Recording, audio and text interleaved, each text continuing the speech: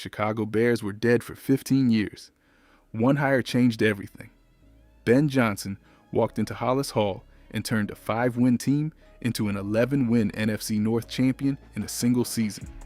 He ended the longest postseason drought in the building since 2010, and he did it as a first-time head coach. The city fell in love. The nickname wrote itself, the Cardiac Bears. And here's the part nobody wants to admit. One second-year weapon on this roster is being called the cleanest 1,000-yard bet in football, and his name is not the one you would expect. Hold on to him. Caleb Williams rewrote the franchise record book in front of everyone. 3,942 passing yards, 27 touchdowns against 7 interceptions, the 5th best ratio in the league, 7 fourth-quarter comebacks in one season, a franchise record, and the second most in NFL history.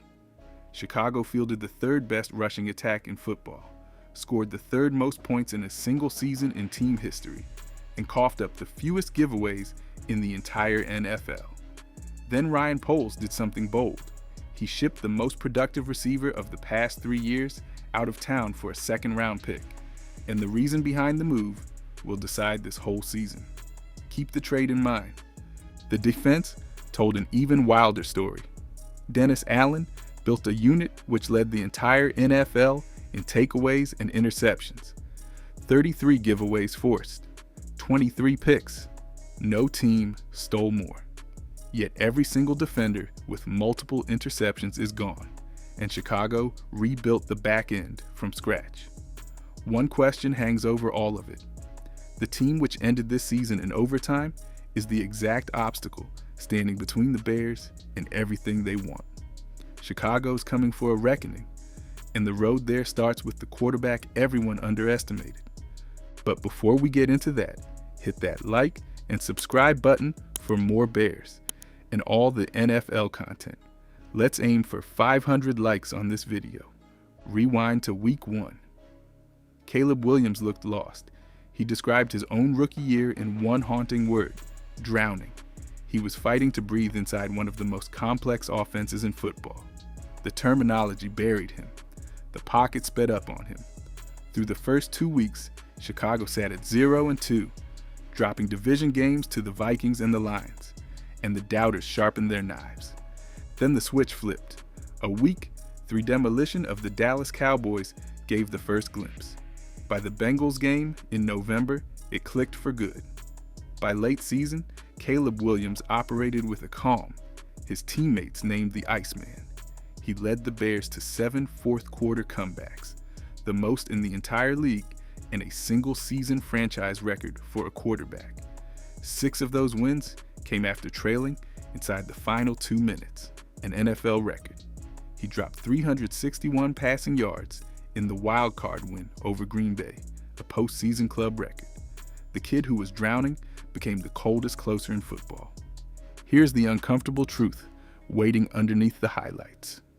Caleb Williams completed only 58% of his throws across the season, and among quarterbacks with multiple starts, he ranked 34th in accuracy.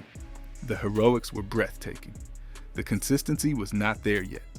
He finished with a 90.1 passer rating, a real leap from his rookie year, and the film still shows missed layups. Entering year 3 under Ben Johnson, the ceiling is enormous, and the margin is thin. If the comebacks were the story of last season, the accuracy is the fight of this one, and the defense behind him hides a secret of its own. Flip to the other side of the ball, and the numbers turn cartoonish. Dennis Allen arrived from New Orleans and installed one philosophy: go take the ball away. Chicago responded with 33 takeaways and 23 interceptions, both tops in the NFL. The Bears forced 2 more giveaways than the second-place Jacksonville Jaguars. Their plus 22 turnover margin led the league. They snagged 14 interceptions out of zone coverage, the most in football, while running zone at one of the lowest rates in the league. On the best Sundays, this group looked like the ghosts of 1985. The ball hawks were everywhere. Safety. Kevin Byard led the entire NFL in interceptions. Cornerback Nahshon Wright went from practice squad, afterthought, to leading all corners in picks. Linebacker Tremaine Edmonds added 4 takeaways, and over 100 tackles from the second level. TJ Edwards ran back a pick six before a broken fibula ended his wildcard night. DeMarco Jackson went from special teams body to defensive player of the week, filling in at linebacker. For long stretches, Chicago refused to let opponents keep the football. And here is where the story darkens. Every single defender with multiple interceptions left in free agency. Kevin Byard signed in New England. Nashawn Wright signed with the Jets. Tremaine Edmonds signed a 3-year deal with the Giants. The entire takeaway engine walked out the door in one offseason. Ryan Poles reloaded the secondary and the linebacker core with fresh names, but turnovers bounce funny from one year to the next, which leads to a number the highlight reels never show you. Here's the stat nobody in Chicago wants printed on a banner. The same defense, which led the NFL in takeaways, finished 29th in total yards allowed. 29th. They surrendered over 360 yards per game. Only 9 teams gave up more points. The Bears led the league in stealing the ball and sat near the bottom in stopping anyone from moving it. One week, they looked like the '85 Bears. The next week, they looked like a turnstile. The pass rush tells the same warning. Montez Sweat delivered 10 sacks and looked the part of a genuine problem off the edge. Behind him, near silence, Austin Booker flashed with 4.5 sacks across 9 starts, and no other edge rusher on the roster cleared 1.5. When the takeaways dried up, the front failed to get home on its own. Chicago went 6-1 in one-score games, a razor-thin record built on late magic rather than week-to-week domination. Pair the 34th ranked accuracy with the 29th ranked yardage defense, and one conclusion stares back. The Bears won 11 games on the strength of clutch moments and lucky bounces, not on weekly superiority. Regression is the monster hiding under the bed, and takeaway totals swing hard from one season to the next. Ben Johnson knows it. He told the building there is no building off. Last season, the Bears are back at the bottom again. The talent underneath, though, is the reason optimism refuses to die in this town. Now the payoff on the weapon teased at the top. The Bears own one of the youngest and scariest skill groups in football. Colston Loveland, the 10th overall pick and a rookie tight end last season, erupted for 58 catches, 713 yards, and 6 touchdowns. Over the final 4 games, including the playoffs, he caught 28 balls for 378 yards. Ben Johnson calls him a cheat code, and the tape agrees with every word. Here's the name from the opening tease. Luther Burden, a second-round pick as a rookie last season, quietly finished with 47 catches for 652 yards and elite efficiency down the stretch. Pro Football Network labeled him the cleanest 1,000-yard bet on the board for this season. Ben Johnson has praised no player on the roster more all off-season long. Rome Odunze steps in as the #1 receiver after leading the team in targets, and Kyle Monangai, a 7th-round rookie, ripped off 783 rushing yards behind starter DeAndre Swift. The trenches got richer too. 2-time All-Pro guard Joe Thuney anchors an interior rebuild alongside Jonah Jackson and new center Garrett Bradbury. Cole Kmet gives Chicago a second real tight end weapon after drawing 48 targets of his own. The left tackle spot stays open while Ozzie Trapilo heals, with veteran Braxton Jones back in the mix. The offense finished 3rd in total yards and 9th in scoring, with these pieces still learning on the fly. A full offseason inside the Ben Johnson system points one direction, up, which brings us to the neighborhood the Bears now have to rule. The NFC North bent to Chicago last season, and the timing is brutal for everyone else. Ben Johnson left Detroit, and the Lions cratered from 15-2 to 9-8, missing the playoffs entirely. Their offense lost a full yard per play the moment his fingerprints went elsewhere. Jared Goff and Dan Campbell watched January football from the couch.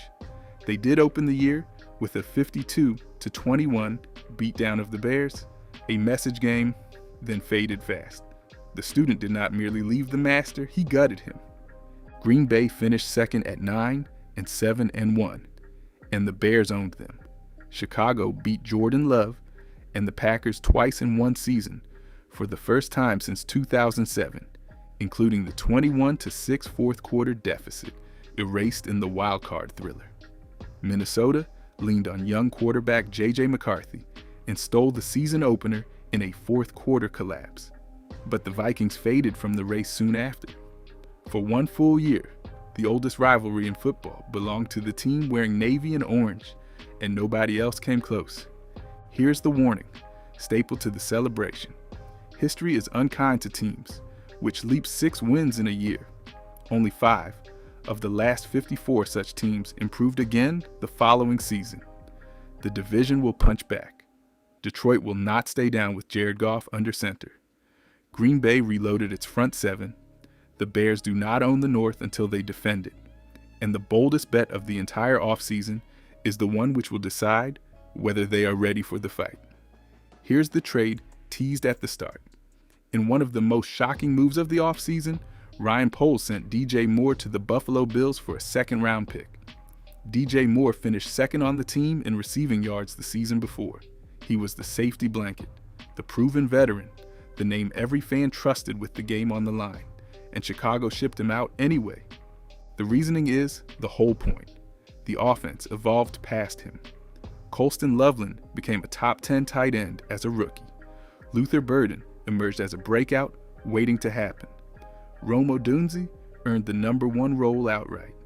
Ben Johnson looked at his young trio, decided the future had arrived early, and turned an expensive veteran into fresh draft capital. Khalif Raymond arrived from Detroit to reunite with his old coach and bring veteran juice, and rookie Xavier Thomas adds speed in the return game. This is the bet which defines the season. Chicago is wagering the development of 3 young pass catchers against the certainty of a known commodity. If Luther Burden hits his 1,000-yard projection and Colston Loveland becomes the weapon Ben Johnson envisions, the trade looks like pure genius.